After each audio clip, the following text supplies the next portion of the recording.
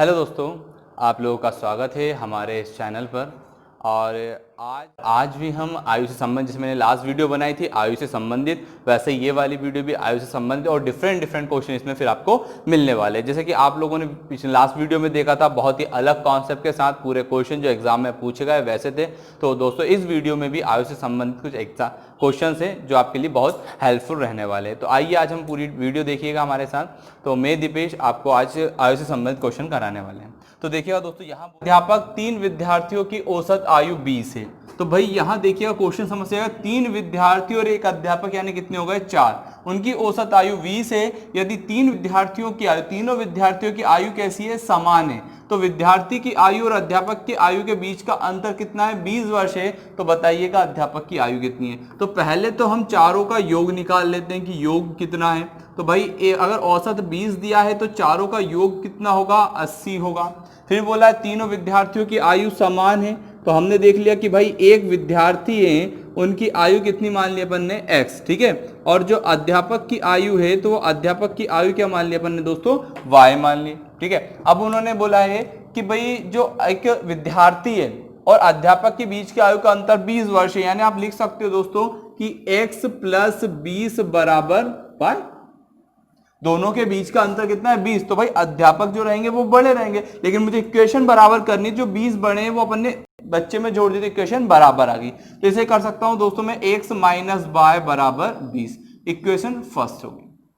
अब एक और इक्वेशन हम यहां से बना सकते हैं कि एक अध्यापक और 3 विद्यार्थी, तो एक विद्यार्थी की आयु x, तो 3 विद्यार्थी की आयु 3x प्लस अध्यापक y, और तीनों की आयु का योग कितना हो गया, 80। तो आपकी दूसरी इक्वेशन हो गई 3x + y बराबर 80, ठीक है। अब इन दोनों इक्वेशन को आप सॉल्व कर सकते हो विलोपन विधि से। कैसे सॉल्व करोगे दोस्तों, x से y से y कैंसिल, x और 3x जुड़ जाएगा तो 4x हो जाएगा, यहां 100 आ जाएगा, ठीक है। तो x बराबर 4 दूना 8 और 4 पंजे 20, यानी x बराबर कितना हो गया, 25 हो गया, ठीक है। आसानी से आपने यहां सॉल्व किया। अब उसके बाद देखिएगा थोड़ा सा यहां मिस्टेक हुआ है दोस्तों, कैसे कि भाई ये 20 इधर था तो ये माइनस हो गया, ठीक है। ये माइनस का 20 है ना इधर, तो यहां देखिएगा 80 में से 20 जाएगा तो 60 हो जाएगा, और जब 60 में 4 का भाग देंगे तो कितना आ जाएगा, 15 आ जाएगा, ठीक है। अब यहां अध्यापक की आयु पूछिए, y बराबर कितना होता है, x + 20, y अध्यापक की आयु है। यहां विद्यार्थी की आयु निकल के आई 15 + 20, तो ये आंसर आपका निकल के आ गया 35। तो इस प्रश्न का आंसर क्या हो गया, 35। तो इस प्रकार से ये क्वेश्चन आपका सॉल्व हो जाता है, ठीक है। इतना क्लियर हुआ आपका, ओके। अब अगले क्वेश्चन की तरफ हम बढ़ते हैं। चीजें आपको ऐसी ही समझनी पड़ेगी कि कहीं आपको औसत दे दिया जाता है, कहीं आयु के बीच का अनुपात दे दिया जाता है, इतने अनुसार आपको क्वेश्चंस दिए जाते हैं। बहुत ही शानदार क्वेश्चन आपको ये देखने को मिलते हैं दोस्तों, ठीक है। अगला जो क्वेश्चन है वो हमारा है, बोला है उन्होंने कि भाई एक जो विद्यार्थी हैं, ए बी सी की वर्तमान आयु का कुल योग, ए बी सी की वर्तमान आयु का योग 90 वर्ष है। आयु का योग कितना है, 90 वर्ष है। 10 वर्ष पूर्व उनकी आयु का अनुपात, 10 वर्ष पूर्व उनकी आयु का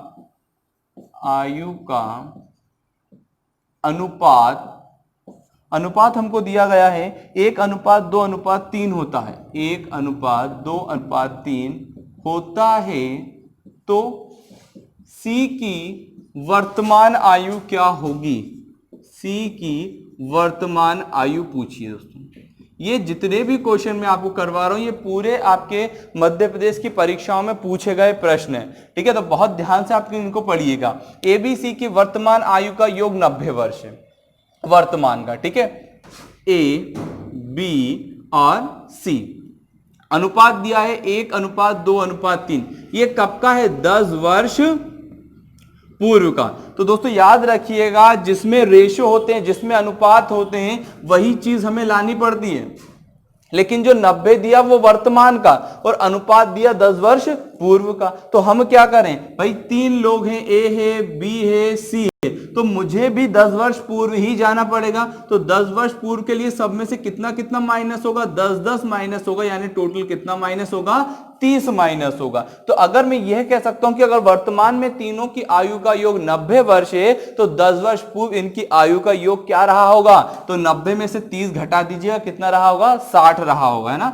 90 में से हम 30 घटा देंगे 60, ये हो गया 10 वर्ष पूर्व। अब देखिएगा इधर जो योग दिया है वो 10 वर्ष पूर्व का दिया, अनुपात भी 10 वर्ष पूर्व का दिया है। तो अब आप यूनिट बेस से निकाल सकते हो कि इनका योग है, तो भाई योग के लिए क्या करते हैं, अनुपात जोड़ देते हैं, 3 2 5 और 1 6, 6 यूनिट बराबर 60, तो 1 यूनिट बराबर कितना, 10। किसका पूछा है दोस्तों, सी का पूछा है कि सी की आयु कितनी होगी, तो सी की जो आयु है वो है 3 यूनिट, तो 3 गुणा 10 यानी कि कितना हो गया, 30। लेकिन ये 30 इसका आंसर नहीं है, क्योंकि जो 30 निकल के आया वो कब का निकल के आया, 10 वर्ष पूर्व का। अगर वर्तमान का निकाल, अगर मैं आपसे बोलूं 2 वर्ष पूर्व आपकी जो आयु थी वो 18 थी, तो आज क्या होगी, 20 होगी। तो पूर्व का पता है तो आगे के लिए हम जोड़ते हैं। ये 10 वर्ष पूर्व की आयु कितनी है, 30। अगर आपसे दोस्तों वर्तमान पूछा गया है, क्या पूछा गया है, वर्तमान, तो आप लिख सकते हो 30 प्लस 10 यानी कि 40। तो जो सी की वर्तमान आयु रहेगी वो कितने वर्ष रहेगी, 40 वर्ष रहेगी। देखिए बहुत अच्छा कॉन्सेप्ट था, बहुत अच्छे से आप लोगों को समझ में आया भी होगा। तो जो हमारा क्वेश्चन है दोस्तों वो है कि विवाह के समय पति और पत्नी की आयु का औसत कितने वर्ष था, 25 वर्ष था। 7 वर्षों के पश्चात पति पत्नी और पुत्र की औसत आयु 22 वर्ष थी। इस समय पुत्र की आयु क्या होगी। बहुत अच्छा क्वेश्चन एग्जाम में 2 से 3 बार पूछा गया है। तो यहां देखिएगा, पति, मान लिया पति की आयु जो है, पति और पत्नी की आयु का औसत 25 वर्ष विवाह के समय, ठीक है। तो विवाह के समय इनका योग क्या रहा होगा, विवाह के समय जो पति और पत्नी हैं, पति और जो पत्नी हैं उनकी आयु का योग क्या रहा होगा। तो भाई अगर हम इसमें क्या कर सकते हैं, 25 गुणा 2 यानी कि 50 वर्ष रहा होगा। अब 7 वर्षों के पश्चात, 7 वर्षों के पश्चात, भाई 7 वर्षों के पश्चात अब क्या हुआ, पति भी था, ठीक है, पत्नी भी थी, अब उनका क्या आया, एक पुत्र आया, ठीक है। अब 2 से वो 3 हुए, राइट। तो अब पुत्र से आया और पुत्र के बाद उनकी जो औसत आयु है वो कितनी हो गई, 22 हो गई। तो हम यहां से कर देंगे 66 वर्ष, यानी कि उनकी जो आयु का कुल योग है वो 66 वर्ष है दोस्तों। अब यहां पे क्वेश्चन को समझिएगा किस प्रकार से क्वेश्चन सोल्व। यहां से आपको पुत्र की आयु पूछी गई है, तो देखिएगा ये 7 वर्ष पूर्व की बात है। अगर मैं इसे वर्तमान की बात करूं तो कितना आगे जाना पड़ेगा, यहां 2 लोग थे, पति और पत्नी, तो पति की जो आयु है वो भी 7 वर्ष बढ़ गई दोस्तों, और जो पत्नी की आयु है वो भी 7 वर्ष बढ़ गई, यानी टोटल कितना बढ़ गया, 14। तो 50 में आप 14 जोड़ दीजिए, कितना हो गया, 64।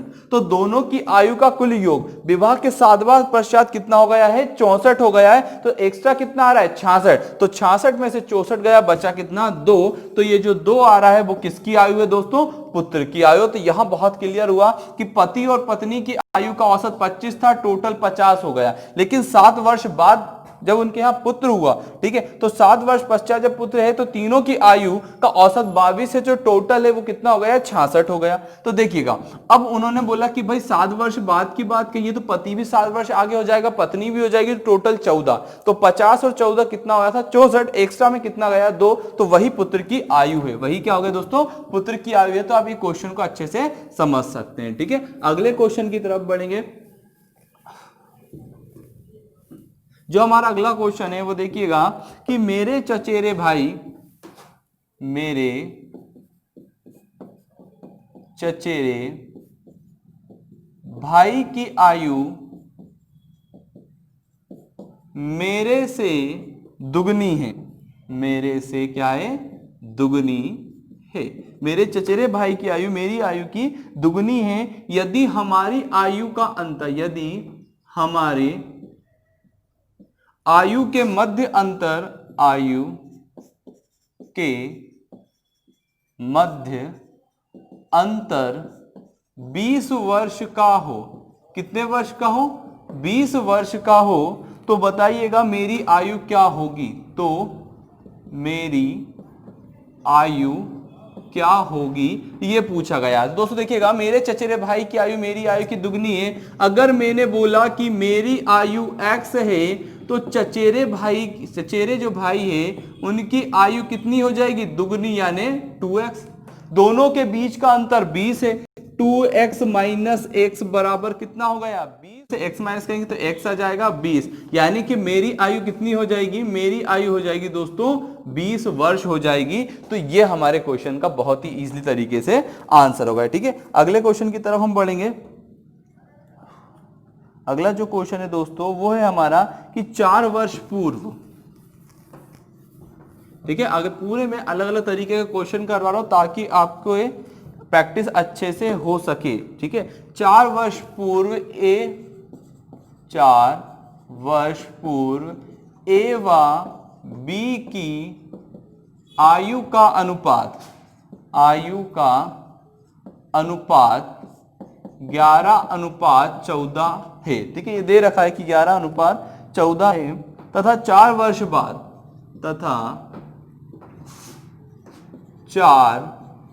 वर्ष बाद उनकी आयु का अंतर। तो दोस्तों देखिए, इसमें बोला 4 वर्ष पूर्व, तो यहां देखिएगा 4 वर्ष पूर्व ए और बी का जो अनुपात है वो कितना दे रखा है, 11:14। 4